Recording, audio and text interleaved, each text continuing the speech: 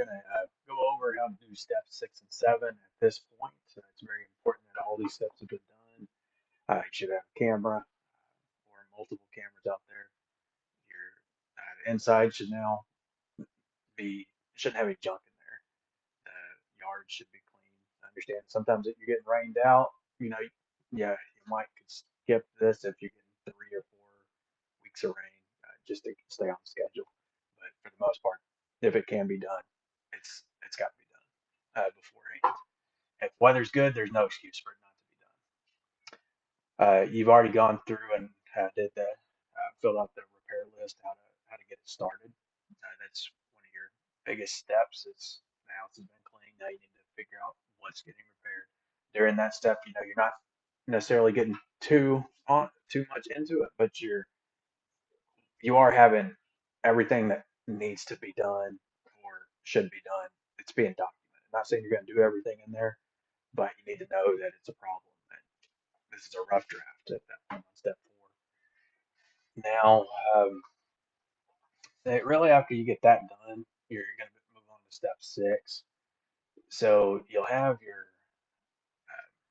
take an example of one.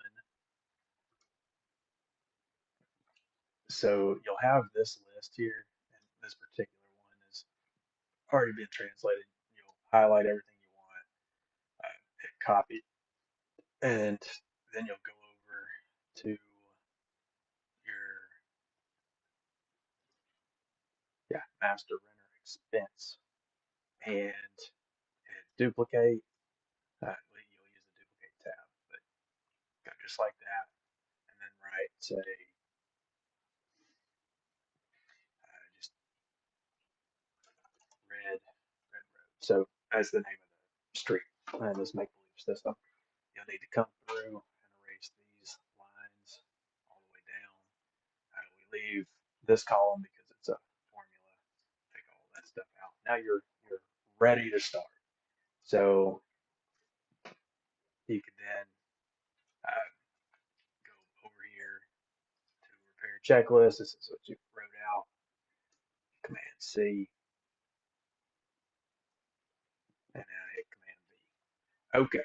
So now you know what all needs to be fixed. You can start writing a materials list.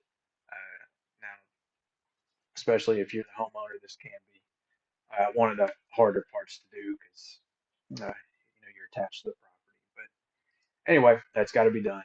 So you go and you start thinking about what needs to be done. I always operate with some sort of handwritten list. If somebody else is reading, it needs to be typed, obviously. All right, so this one right here, this one needs a vanity. Right there, they need a vanity. We've bought vanities before. No need to waste all day trying to figure out what vanity we're going to get. Press Command F, type in vanity, and we know where we've gotten vanities from. Home Depot, right there. Of course, that one was used on new construction, but we have had pre-built ones here. Vanity lights, Lowe's vanity, right here. Now we want to check it, make sure it's still in stock.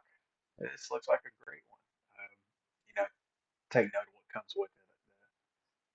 You can look at this picture and see. So you'll need a faucet to go with this. We've also bought faucets there on the materials list.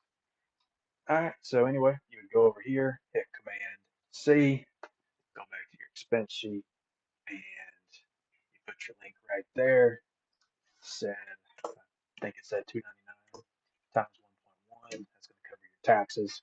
Now we got that. You're going to go through and you're going to go down this list and do the whole thing.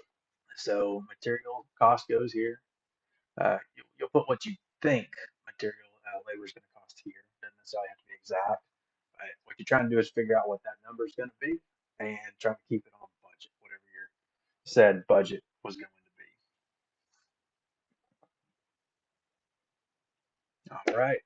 The reason we're doing it on this spreadsheet here is because uh, you can move things a lot faster and press Command Z to put it back, Command Y to go the other way. But once you get this stuff all priced out, you'll be looking at your budget and then you can kind of figure out what stays and what goes. Now, after I've ordered the materials, I'll put a strike through it, so that way everybody knows it's already been purchased. Now, typically, the way I do this stuff, especially searching for some of the stuff, is not always easy to do.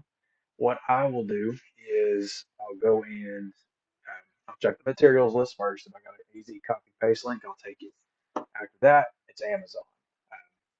You want to try to stick to one store as much as possible to make your returns easier. It's hard to figure out if something came from Lowe's or Home Depot. They're same store. So you have to try to get it all at Lowe's or try to get it all at Home Depot.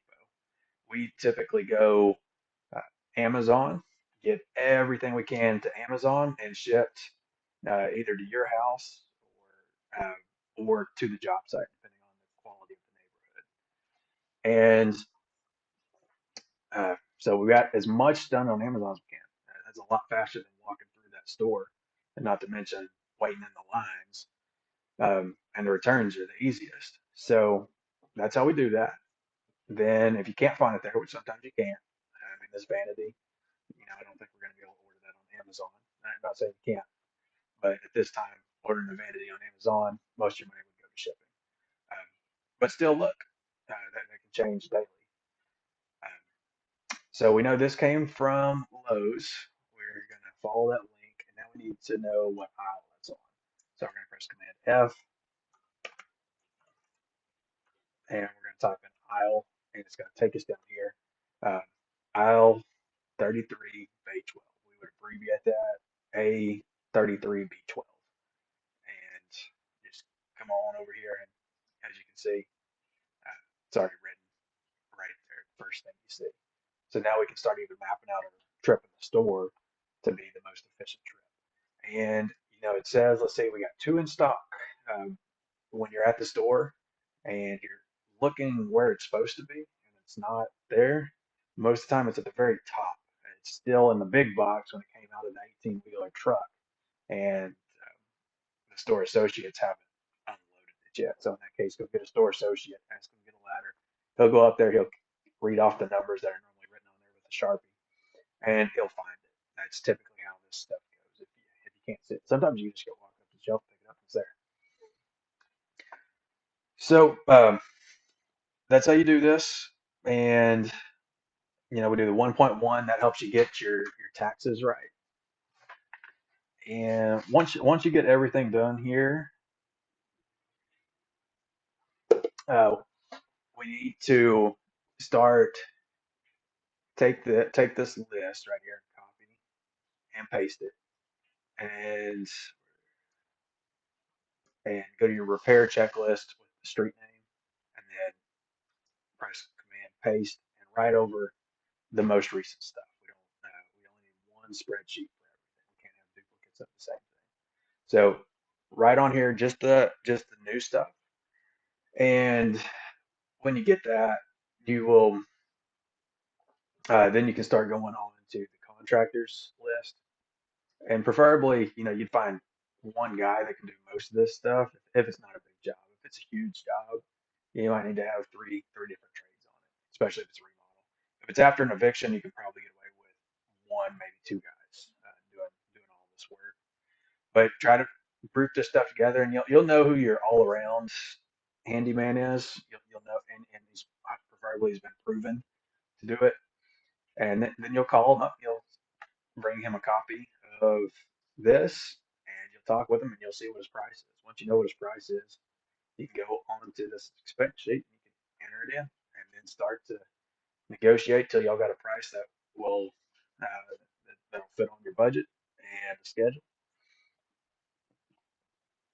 And then you just get improvement from management once you have all the prices, and you put the people on the job, and that's really all there is to uh, doing these steps right.